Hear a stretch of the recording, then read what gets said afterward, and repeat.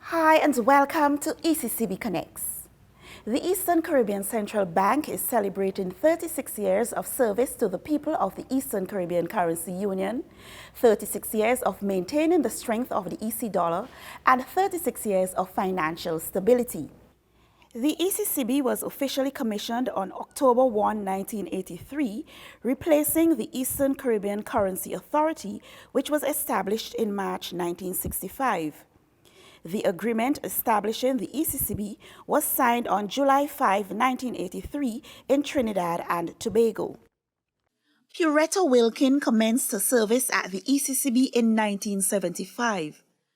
During the period of transition from the Eastern Caribbean Currency Authority to the ECCB, she played a key role in the preparation of the ECCB Agreement document for signature. The preparation of the document itself wasn't that easy because, as I say, you had to type from the, well, it was an electronic IBM computer that I used then, and it had to be typed or cut by stencil. Papa cut it, have it read, edited, and all that. You go in, your mistakes, you have to ink out and block out and retype, and then to get the actual copy for signing, then is when it came about. And I will jump straight into when it actually happened. And this is when they had to go to Trinidad. Now you would wonder, why Trinidad when Trinidad is not a part of the OECS, not a part of WISA or whatever. But the reason for it was that the only how Mr. Jacobs, managing director at the time, was able to get all of the financial ministers and prime ministers together was at a time when they were having a CARICOM meeting. And it was then he had to take the bull by the horn and have the meeting, the signing in Trinidad. The day of the signing now, we had these 2 volumes of the agreement for signing. And all the senior officials of the OECS at the time, Dr. Vaughan Lewis, who was then the director of the OECS, and then he had the secretary, who was a gentleman called Gus Compton. Yes. So the meeting was held in the conference room of the Hilton Hotel in Trinidad and Tobago. I witnessed it all, and of course with them were their financial secretaries, yes, who actually those financial secretaries were really the sort of main architects in that agreement. The signatories to the ECCB agreement were Honorable Lester Bird, Deputy Prime Minister of Antigua and Barbuda, Honorable Dame Mary Eugenia Charles, Prime Minister of the Commonwealth of Dominica, Honorable Maurice Bishop, Prime Minister of Grenada, Honorable John Osborne, Chief Minister of Montserrat, Honorable Kennedy Simmons, Prime Minister of St. Kitts and Nevis, the Honorable John Compton, Prime Minister of St. Lucia, and the Honorable Milton Cato, Prime Minister of St. Vincent and the Grenadines. The Right Honorable Sir Kennedy Simmons is one of the 2 surviving signatories to the ECCB agreement. Amongst my personal reflections of my time in office is the memory of that special meeting, which to the best of my recollection, it was held in Montserrat, at which the final agreement was reached in relation to the content of the Eastern Caribbean Central Bank Agreement. It was one of my earliest meetings. The last WISA meeting was my first regional meeting, and this followed shortly after. So I was young and green in these matters. So that it is one of the special recollections of my time that I happened to come at the right time to be part of the final discussions in relation to this agreement. Well, I can tell you that The final agreement was reached in relation to the content of the agreement and the appointment of the first governor of the bank. There were differences of opinion, but eventually the outstanding record of the predecessor, ECCA, Eastern Caribbean Currency Authority, and the imperative to maintain fiscal discipline and stability in the region led us to a successful outcome in the wee hours of the morning. I thought that the sun would rise before we reached agreement, but we reached agreement before the sun rose. The signing of the agreement in Trinidad and Tobago in July, I think it was, of 1983, establishing the central bank, was the significant event to my mind of that time, of that year, and we continue to celebrate it.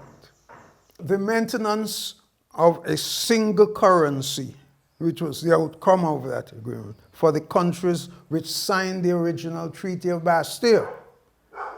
It has been a bulwark for financial stability and an outstanding facilitator of economic growth within the member countries.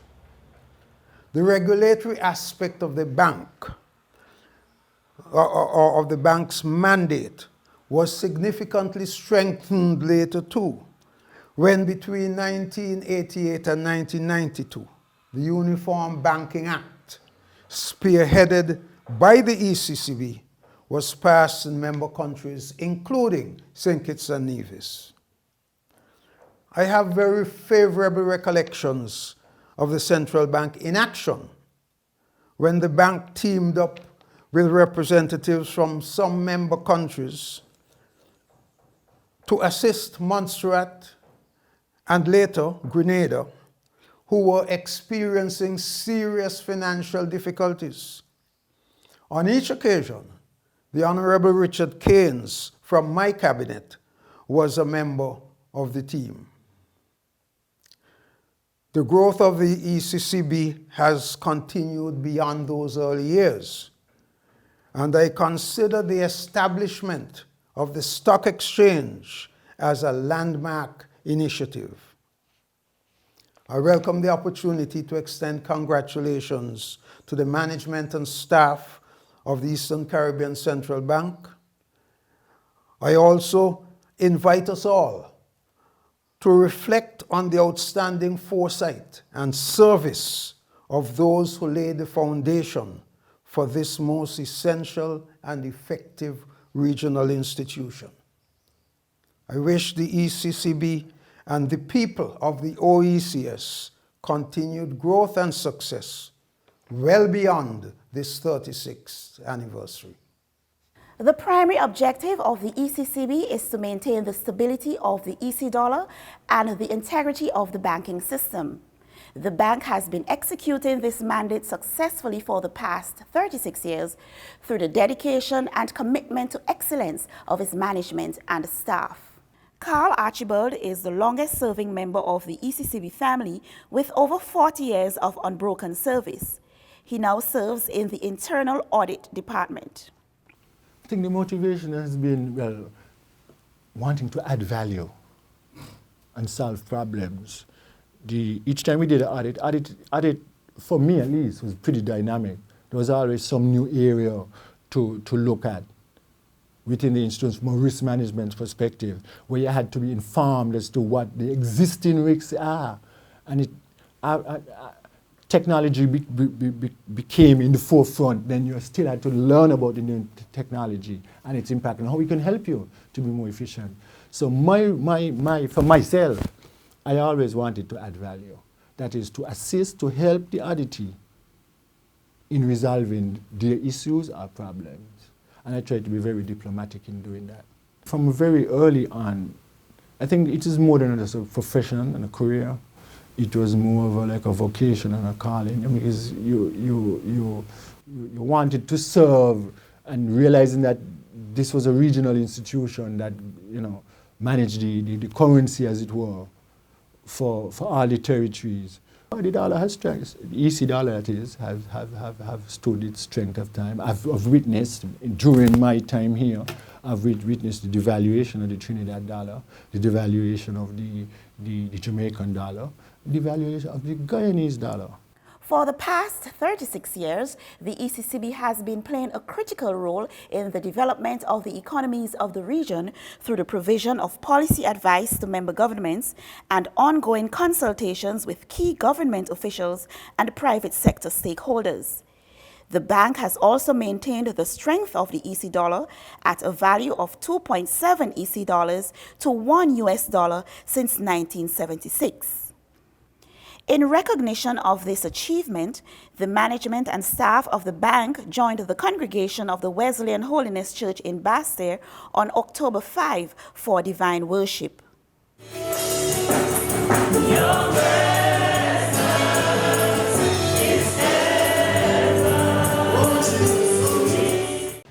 36 years of service to our region, 36 years of monetary stability.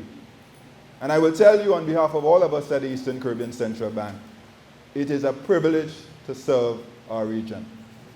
We take pride in what we do. It's more than a job. It's a call to service. We pay tribute to our founding fathers and mothers who paved the way for what we are doing now. And in fact, because of what they've done, we have an obligation, a deep sense of duty to make sure that we sustain the gains of our currency union. The month of October is a special month for the Eastern Caribbean Central Bank. We not only celebrate our anniversary, our founding, but we also celebrate Financial Information Month. Some refer to it as FIM. So throughout this month and throughout our region, all of our countries, we are celebrating Financial Information Month. The theme, broad theme of this, and we're now in our 18th year, is financial empowerment through education. This year, the special focus is on a theme called Plan for Uncertainty, Make Insurance Your Priority.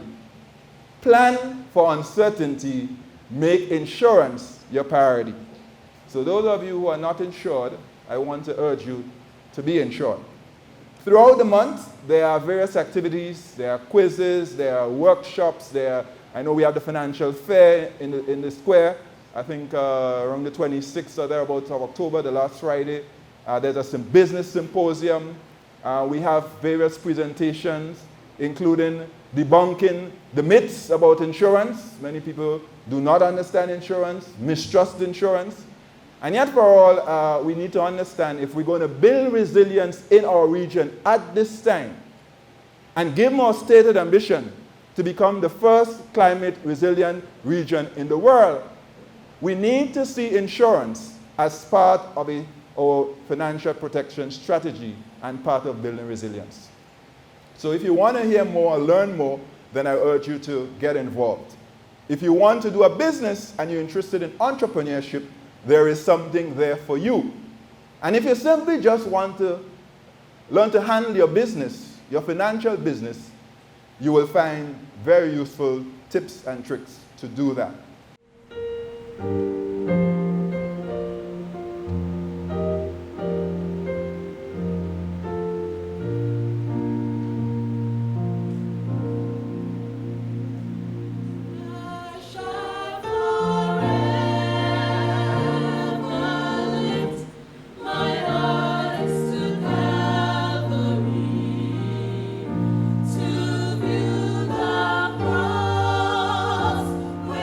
Jesus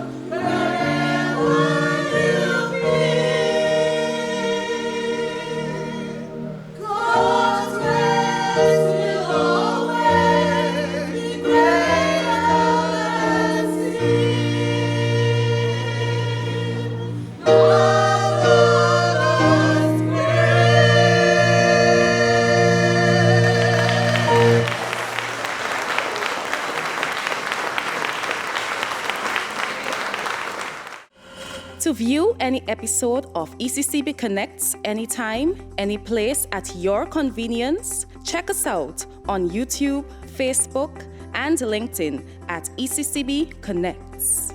Here's where we end this week's episode of ECCB Connects. Thank you very much for watching, and we invite you to join us again next week when we'll be back with another program.